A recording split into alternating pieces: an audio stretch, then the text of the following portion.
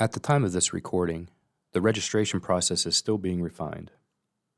For registration instructions, please email EAN Support at PRI EAN at p-r-i.org.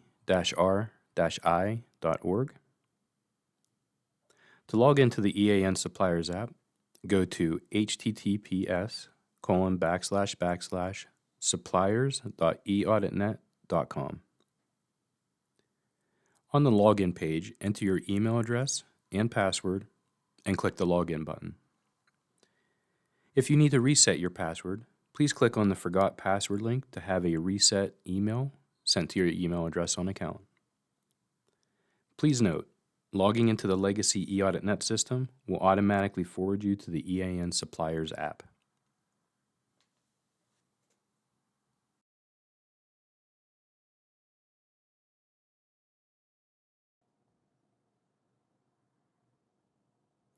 After logging into the Suppliers app, you will see the audit screen. This screen serves as a home base for the app.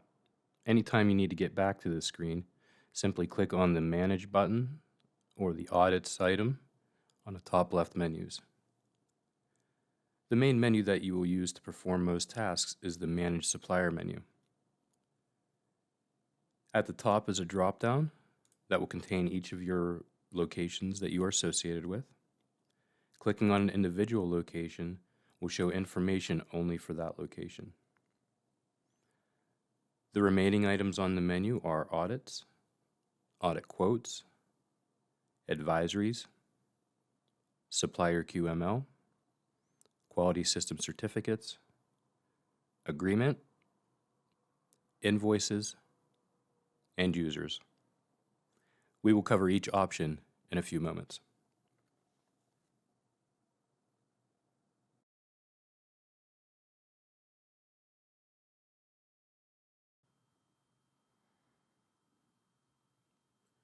To view audit quotes, click on Audit Quotes from the Manage Supplier menu.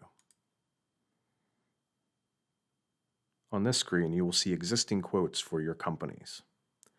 To create a new audit quote, click Request Audit Quote at the top right of the page. On the next screen, it'll begin with Section 1, Details, which includes where you enter the supplier company, the program, the commodity. For this example, we will be using welding, the audit type, which is initial, the area of work, the supplier contact for the audit, and the audit billing email address. Click Next to continue. Section 2 is for linked audits. This is where AQS and satellite audits can be selected if applicable. Click Next to continue. Section 3 is for ITAR/EAR, the International Traffic in Arms Regulations and Export Administration Regulations. Scroll through this section to read through the regulations. Towards the bottom is where you can specify yes or no for ITAR or EAR. Click Next to continue.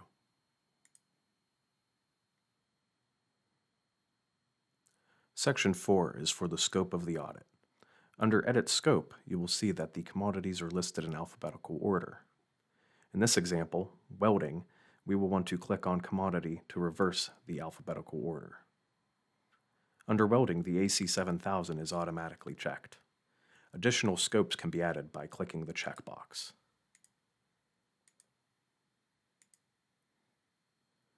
Once all scopes are selected, you can click on the View tab to see what you have already selected and confirm that everything you need is selected. Once you have confirmed all of the needed scopes have been added, you can click the Submit button to submit the audit quote for review.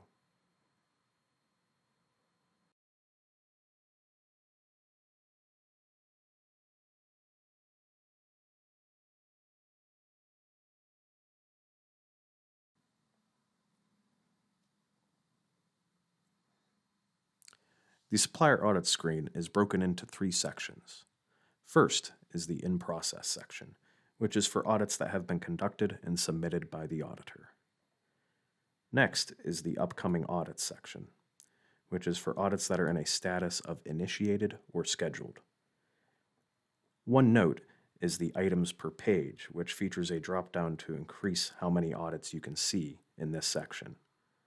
Additionally, you can click the forward and back button to move through the pages of audits. Lastly is the past audit section, which is for audits that are in a cert issued status. This section is by default collapsed. Click the arrow to expand this section.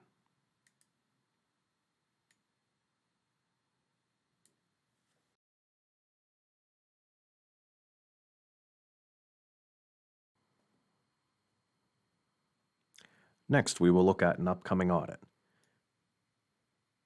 In this example, we will look at audit 220880.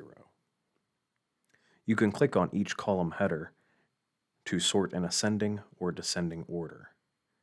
These columns are program, audit number, status, start date, and end date. To access the audit, click on the audit. This will take you to the audit details page. If you need to go back, you can click the back arrow at the top left next to Audits. The top of the audit details page includes the program, commodity, audit number, status, and depending upon the status, the start and end date or the target quarter.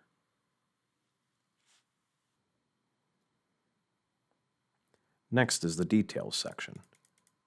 This includes information such as the primary auditor, an additional auditor, the observer, the auditee company, the company contacts for the audit, the PRI reviewer, if the agreement was accepted, whether the audit is ITAR or EAR, the audit number, the audit type, the area of work, supplier merit, the audit status, and whether the audit is compressed. Please note, each section of the audit can be expanded or collapsed with the arrow at the top right of the section.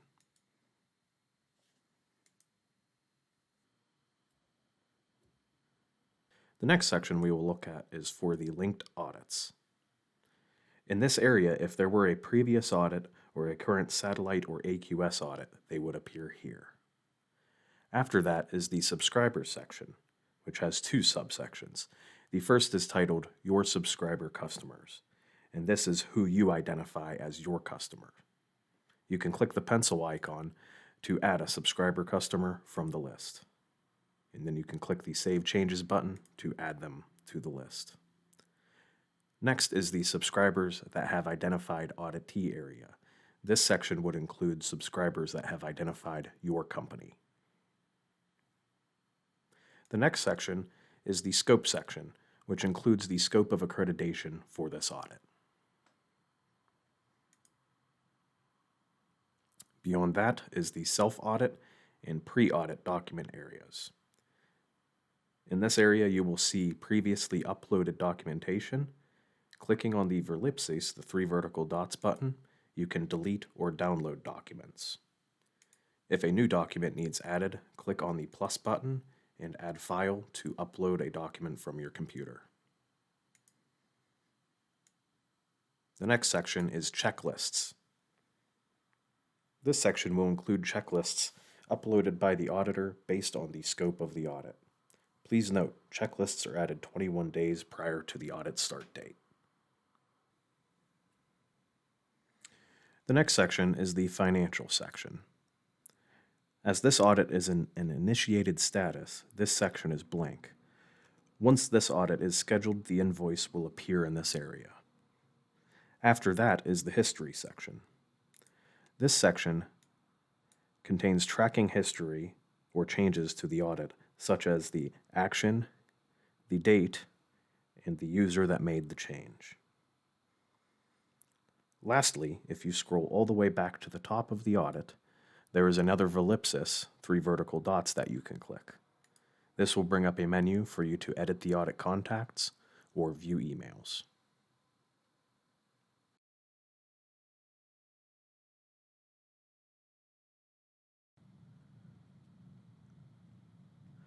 In-process audits are audits that have been submitted by the auditor and are in the review phase of the audit. In this example, we will review Audit 221824. If you scroll to the bottom of the audit screen, you will see a section called Audit Review. You can click on this section to expand it. Once the audit review section is expanded, you will see information such as cycle count, auditee days, staff days, task group days, and cumulative response delinquency days. Additionally, you will see information regarding audit NCRs. Lastly, you will also see a card titled Auditee Feedback. To complete the auditee feedback, you can click on this card.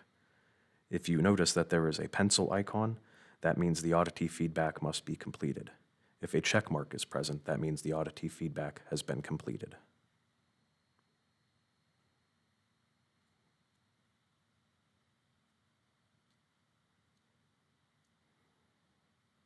Additionally, if you scroll back to the top of the audit, you will notice another area indicating that the auditee feedback is currently incomplete. You can also click on the Provide link to complete the auditee feedback from here. To view NCRs on the audit, click on the NCRs tab. This will display a list of the NCRs on the audit. To view an NCR, click on the NCR in the list.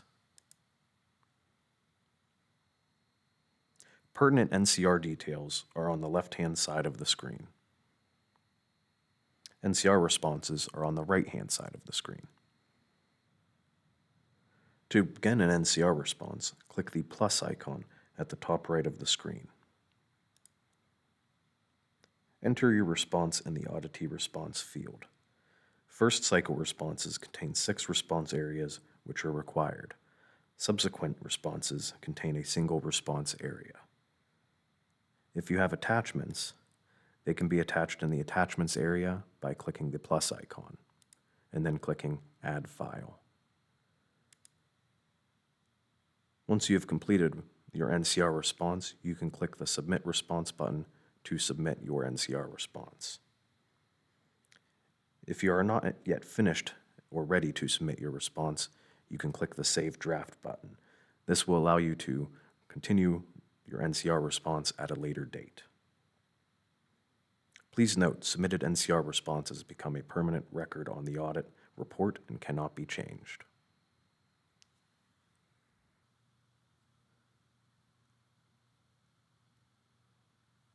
Once all of the NCRs have been responded to, the next step is to send the audit for SE or Staff Engineer review.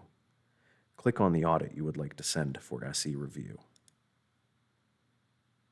At the top right of the screen, you can click on the ellipses, the icon with 3 vertical dots, to bring up a menu, and from there, you can click Send for SE review.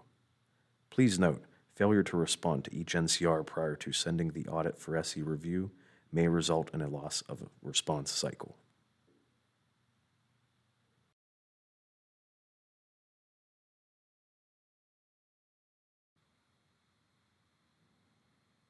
The last section of audits is past audits. This includes audits that have been certificate issued. To access the audit, click on it. The audit details are located under the Full Audit tab. The Results tab shows only information involving the review of the audit. You can print a certificate by clicking on the Download button located in the Certificate banner. Alternatively, you can click on the ellipses and click Print Certificate. Click on the paper size you would like to download of the certificate.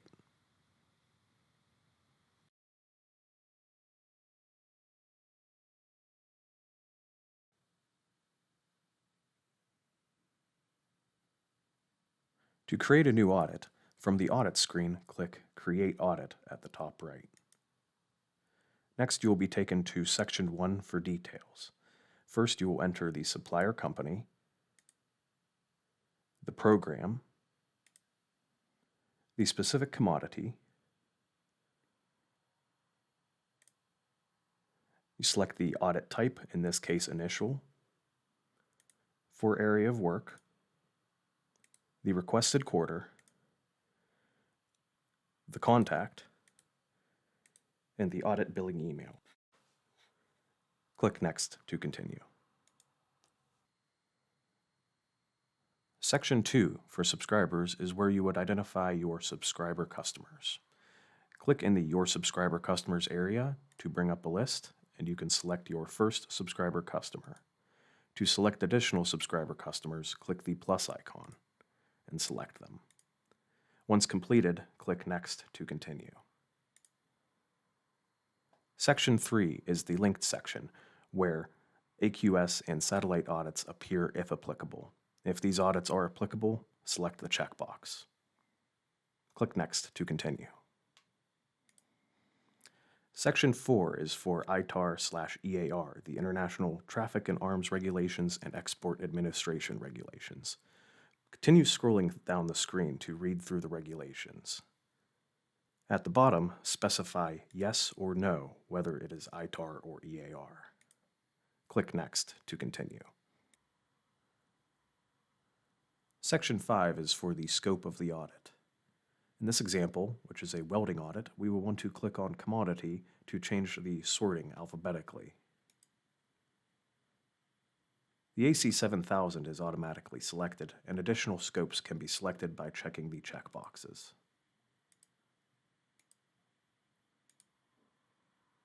The View tab can be clicked to view and to confirm the scopes that you have selected. Once you have confirmed they are correct, you can click the Next button to continue. Section 6 is for dates and quotations. This includes information such as the audit length, number of required auditors, the requested quarter, included initial audit fee, and the cost. Prior to submitting this audit for creation, if you need to make any changes to prior sections, you can click the pencil icon to go ahead and edit that section. Once you have confirmed that all information is correct and you are ready to submit this audit for creation, you can click the Submit button.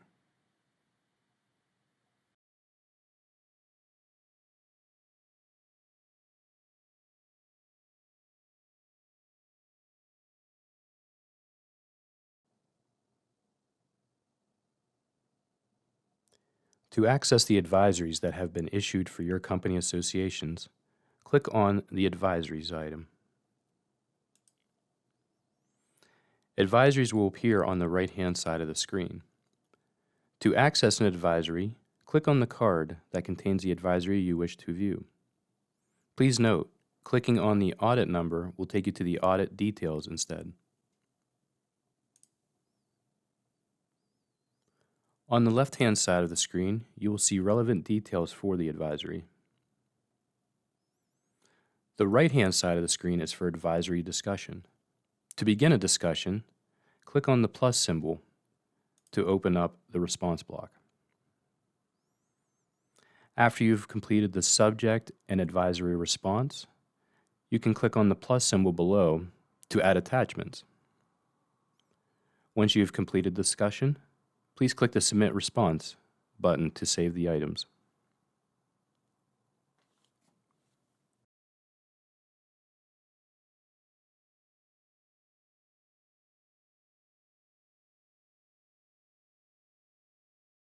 To view how your companies appear on the Supplier Qualified Manufacturers List, or QML for short, click on Supplier QML. Your company locations will appear to the right. Clicking on a company location will display a list of active certifications for the location based on filtering.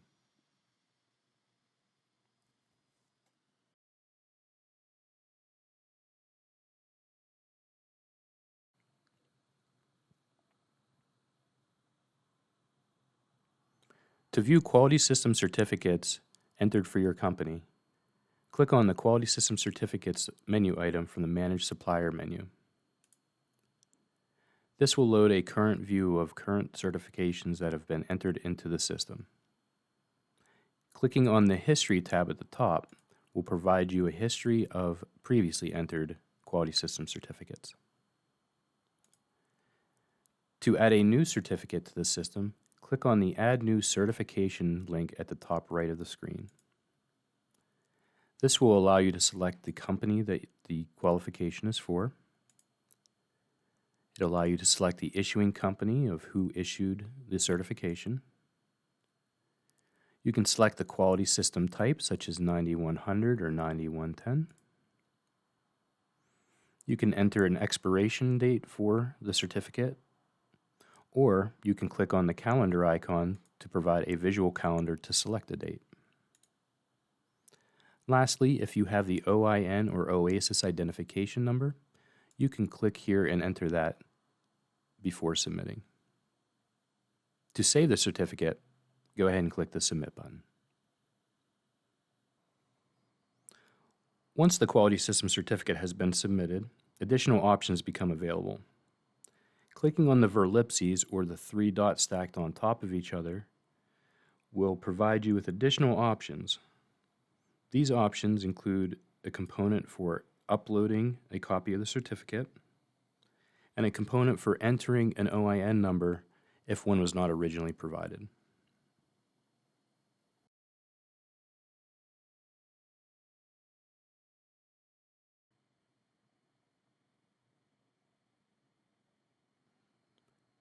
To access agreements for your audits, click on the Agreements item under the Manage Supplier menu. Previously accepted agreements will appear with a green check mark. Agreements that still need to be accepted will appear with an orange exclamation mark. To view the agreement, click the agreement card to expand it. Next, read through the agreement and click the Accept button at the bottom to sign off on the agreement.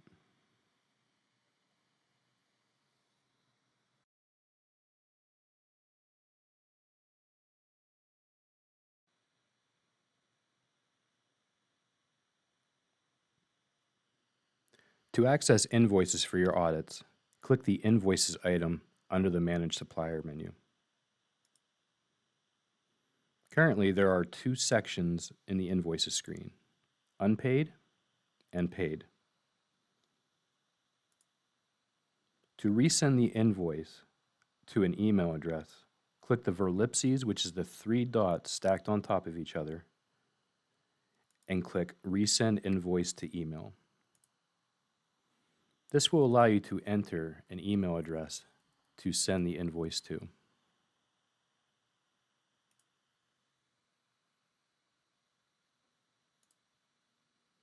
To view the invoice, click on the invoice card. To modify the purchase order number or reference numbers, click on the related pencil icon for the field you wish to change. Lastly, to the far right is the cost information for the invoice, as well if it has been paid or is unpaid.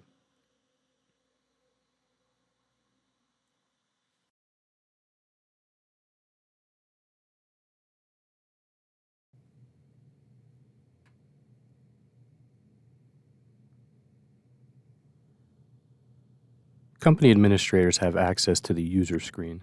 This screen is used to approve or reject company association requests and invite new users to join a company. To access the screen, click on the Users menu item. On the right-hand side of the screen, a list of active users will appear.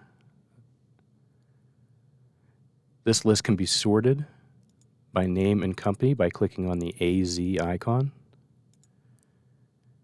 Additionally, more items can be shown on the page by clicking on the Items per Page option at the bottom, and you can sort through the pages with the left and right arrows at the bottom as well. To invite a new user to join the company association, click on the plus symbol at the bottom left. You would then enter their email and then check the boxes for the companies you wish to invite them to. If you need to remove a user from the company association, you would click on the verlipses, the three dots stacked on top of each other, and then remove user to remove them from the company association. If you want to add them to an additional company, click on Add to Additional Company instead. Across the top, there are 3 options: Active, Requests, Rejected. We're going to click on Requests. And if there was a request to join a company association, you would see it here. Lastly is the Rejected option. This is going to show you a list of users that have been rejected in the past, and clicking on the ellipses will give you the option to add them to the company.